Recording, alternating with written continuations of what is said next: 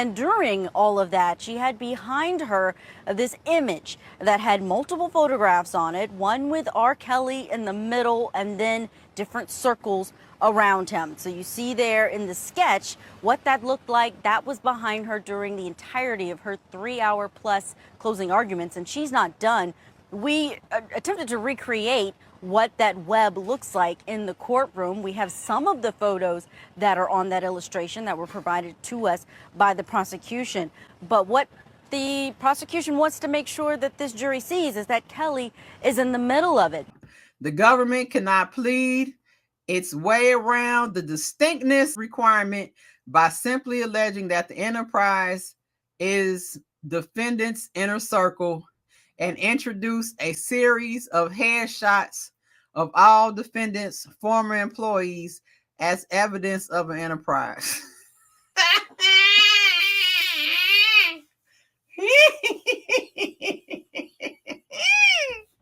Oh my God.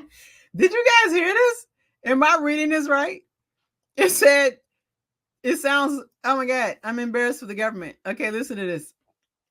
It says that the government cannot plead its way around the distinctness requirement by simply alleging that the enterprise is defendant's inner circle and introduce a series of headshots of all of the defendant's former employees as evidence of enterprise.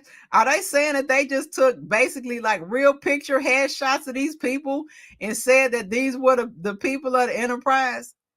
Lord, I hope they're not saying that, because that's hilarious and embarrassing.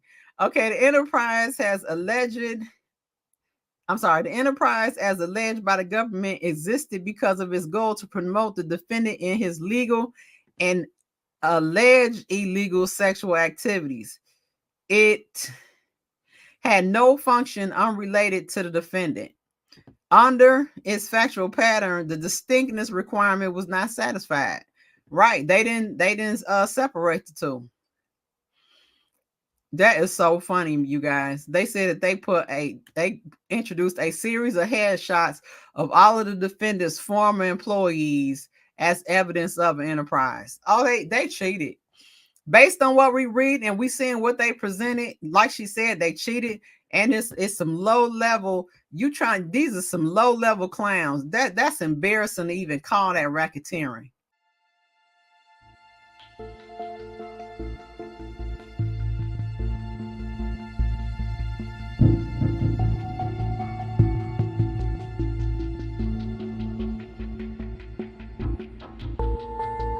Government has as far as a burden, because if they're thinking about this case as far as a criminal enterprise, we've heard supporters outside saying it's impossible for one man to be an enterprise.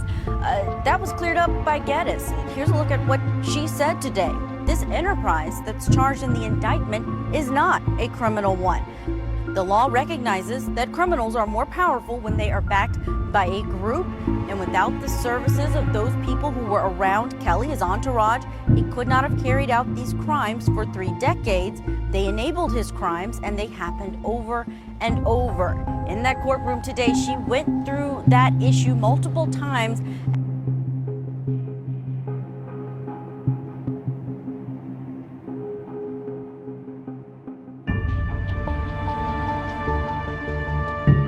RICO stands for the Racketeer Influenced Corrupt Organization Act. And what it is, it's a tool used by prosecutors and law enforcement to go after criminal organizations or enterprises,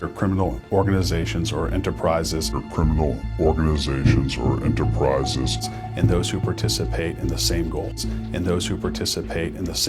And during all of that, she had behind her this image that had multiple photographs on it, one with R.Kelly in the middle and then different circles around him. She wants to make sure that this jury sees is that Kelly is in the middle of it. They are not saying, as we heard from the closing arguments, that the other members of this enterprise actually had a criminal intent. Here's more from that closing argument. This doesn't mean that the members of the enterprise knew what was happening or were even happy about it. That's not what the law requires. The government doesn't have to prove that the enterprise or actors acted with criminal intent, only that the defendant had the criminal intent. So that's huge, Vinny, as far as it looks when it comes to a criminal enterprise. They're actually saying today they don't have to prove there was a criminal enterprise, only that Kelly was acting. The government's proof did not establish an enterprise. The government's case was doomed from the start, where it failed to plead and prove an enterprise. First sentence. We already knew. And we already had the people saying one man ain't no enterprise. An enterprise includes an individual, a partnership, a corporation, an association, or other legal entities, and any union or group of individuals associated in fact, although not a legal entity. The United States Supreme Court has defined a RICO enterprise as a group of persons associated together for a common purpose of engaging in a course of conduct. Okay, you guys, there it is right there. So therefore, one man can't be no enterprise. An enterprise is demonstrated by evidence of ongoing organization, formal or informal, and by evidence that the various associates functioning as a continuous unit. Oh, and we know that didn't happen.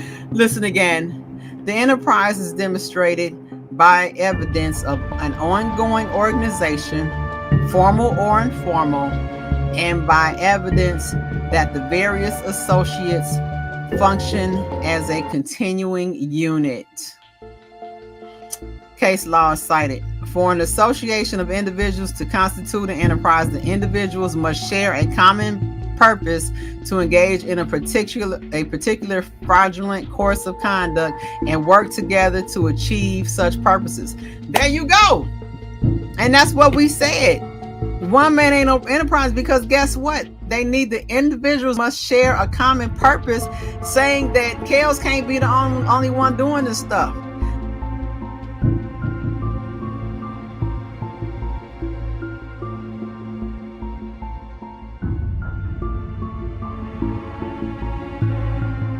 Heard from the closing arguments that the other members of this enterprise actually had a criminal intent. Here's more from that closing argument. This doesn't mean that the members of the enterprise knew what was happening or were even happy about it. That's not what the law requires. The government doesn't have to prove that the enterprise or actors acted with criminal intent, only that the defendant had the criminal intent. So that's huge, Vinny, as far as it looks when it comes to a criminal enterprise. They're actually saying today they don't have to prove there was a criminal enterprise, only that Kelly was acting criminal. Prize or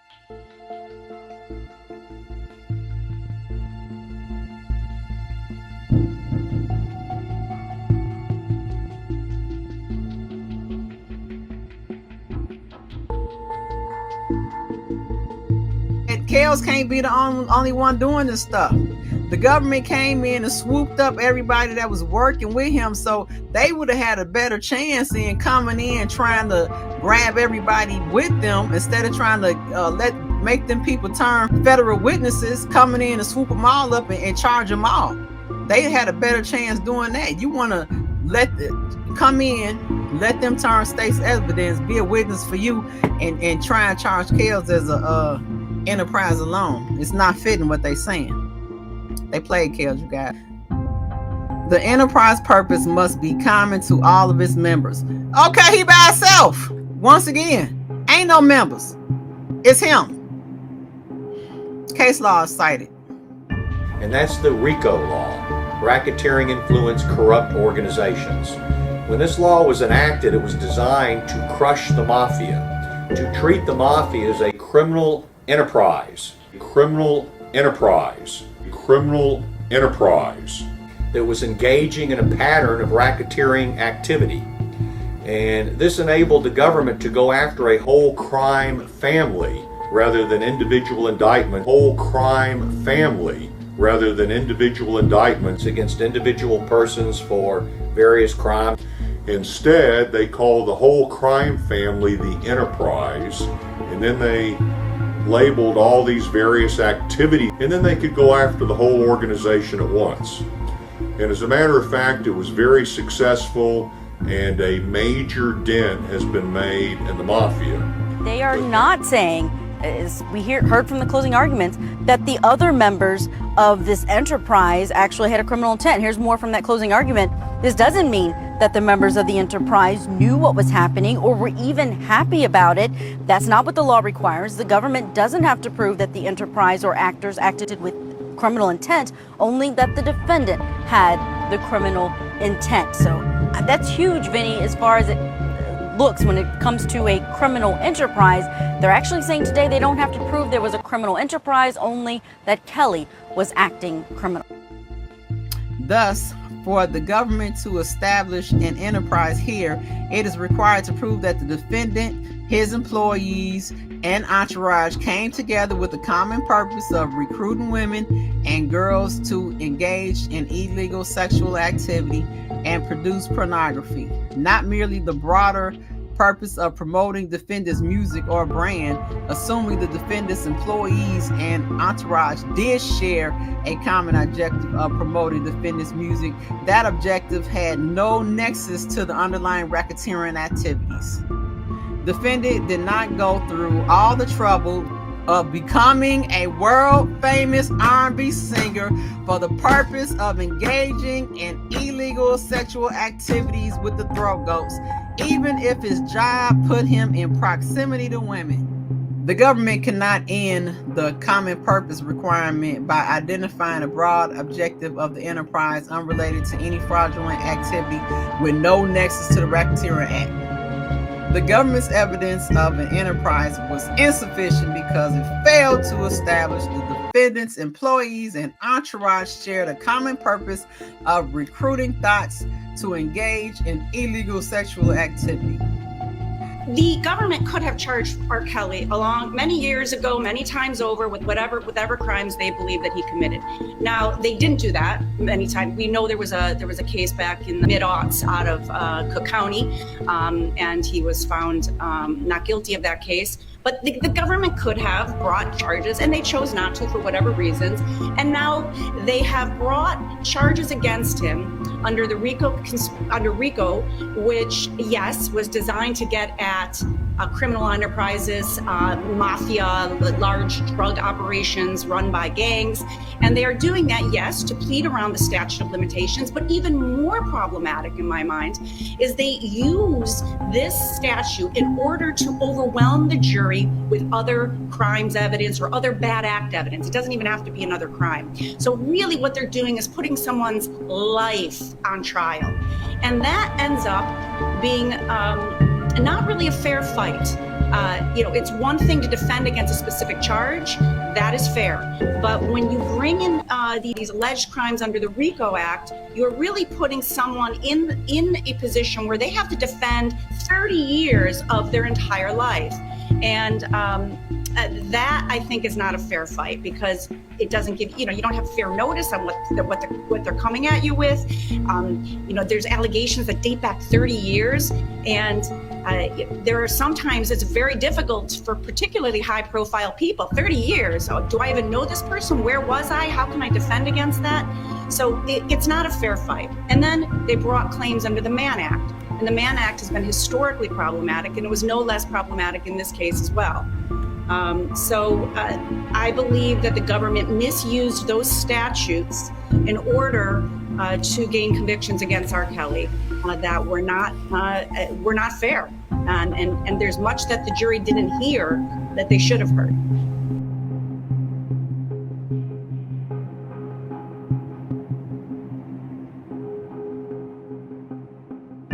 For purposes 1962, the person charged with a RICO violation and the alleged enterprise must be separate and distinct from each other. There was nobody else. It was chaos. This requirement flows from the statutory mandate that a person who engaged in a pattern of racketeering activity must be employed by or associated with the enterprise. An entity cannot simultaneously be the enterprise and the person who conducts its affairs. Period. That's it right there. And it's saying allowing that will be tantamount to permitting an entity to associate with itself. So it's like the person doing the same thing with themselves, which is stupid. And that's what they have. This is case law.